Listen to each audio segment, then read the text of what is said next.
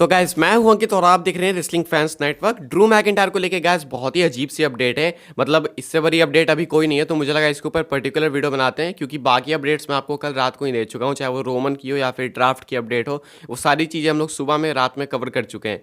अभी guys Drew McIntyre को लेकर वीडियो बनानी इतनी जरूरी क्यों है? क्योंकि मैकिंटायर ने अपने WWE फैंस को शॉक के अंदर डाल दिया है एंड कंसर्न छोड़ दिया है। मैकिंटायर की रूमर्स थी कि उनका कॉन्ट्रैक्ट WWE के साथ एक्सपायर होने वाला है। WWE ने उन्हें नया कॉन्ट्रैक्ट ऑफर नहीं किया है। उनकी बुकिंग भी काफ़ी डैमेज चल रही थी एंड काफ़ी सारी चीज़ें मिस होकर रखी थी। लेकिन कॉन्ट्रैक्ट एग्जैक्टली कब एक्सपायर होगा इसको लेके कोई फाइन ऐसा डेट नहीं थी, लेकिन एक्सपेक्टेड था कि 9 महीने बाद एक्सपायर होगा। लेकिन मैकिंटायर ने अचानक कुछ अजीब सी हरकत कर दी है। अपने ट्विटर अकाउंट पर से WWE के सारे मेंशंस, जो कि मेंशंस दिखाते थे कि ये WWE सुपरस्टार है, वो मेंशंस मैकिंटायर ने हटा दिए हैं। WWE वगैरह जो टैग करके इन्होंने रखा था कि मैं WWE सुपरस्टार हूँ, फॉर्मर वर्ल्ड चैंपियन, या फिर जो भी इन्होंने अकॉम्प्लिशमेंट्स गिना के रखी थी, वो सारी चीज़ें अपने ट्विटर पे से बायो पे से हटा दी हैं। आप देख लो, बैनर भी यहाँ पे नहीं है, ना प्रोफाइल फोटो है, ना बायो के अंदर कुछ है। सिर्फ अगर कुछ है तो वो है ड्रू मैकिंटायर WWE ये वाला यूजर नेम।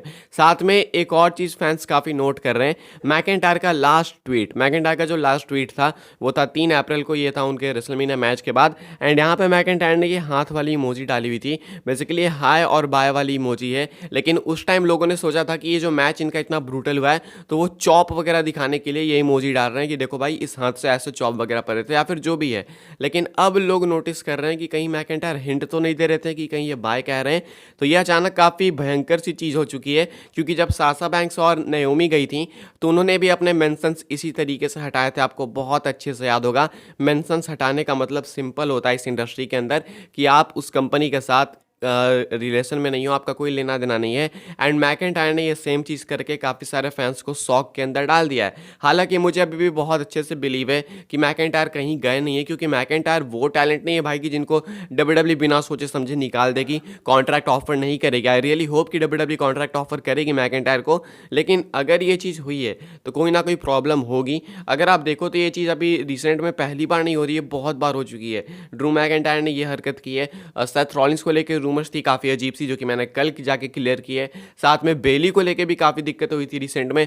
लोग एक्सपेक्ट कर रहे थे कि बेली WWE छोड़ देंगी, ब्रे वाइट अभी तक गायब हैं। तो ये चीज़ें आखिर हो क्यों रही है, वो उसका एग्जैक्ट आंसर मिलना जरूरी है। ये विंस मैकमैन के आने के बाद से ये गड़बड़ चालू हुई है। मैं ऐसा नहीं कह रहा कि सारे विंस मैकमैन का ही दोष है, हो सकता है कि एक सेटअप भी होगा विंस मैकमैन को बदनाम करने के लिए। लेकिन जो दिख रहा है वो दिख रहा है भाई, विंस मैकमैन के आने के बाद ब्रे वाइट के साथ दिक्कतें हुई। साथ में अगर आप देखो तो बेली को लेकर रूमर्स आई, सेथ रॉलिंस के प्रोमो को कट वगैरह किया गया।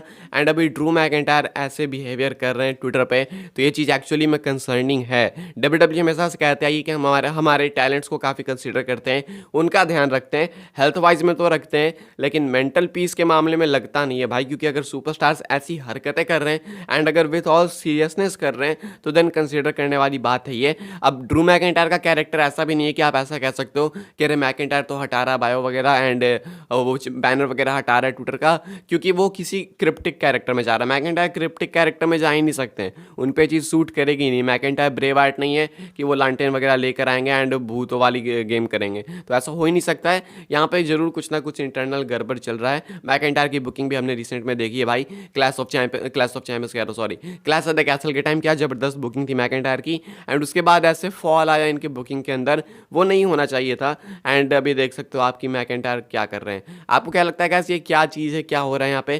कमेंट करके बताना। लोग तो ये स्पेक्यूलेट कर रहे हैं भाई कि इसका WWE से काम हो चुका है, मुझे नहीं लगता, लेकिन आपके थॉट्स क्या हैं कमेंट करके बताओ। एंड अब अपडेट वीडियो आएगी शाम को, वहाँ पे नई अपडेट्स आएगी तो कवर करेंगे, बाकी तो दे ही चुका हूँ। लाइक शेयर सब्सक्राइब कर देना, चैनल को नहीं किया तो फॉलो कर लेना। इंस्टाग्राम एंड ट्विटर पर दोनों के लिंक है डिस्क्रिप्शन में। मिलते हैं अपने नेक्स्ट ऑफर काफ़ी इंटरेस्टिंग वीडियो में।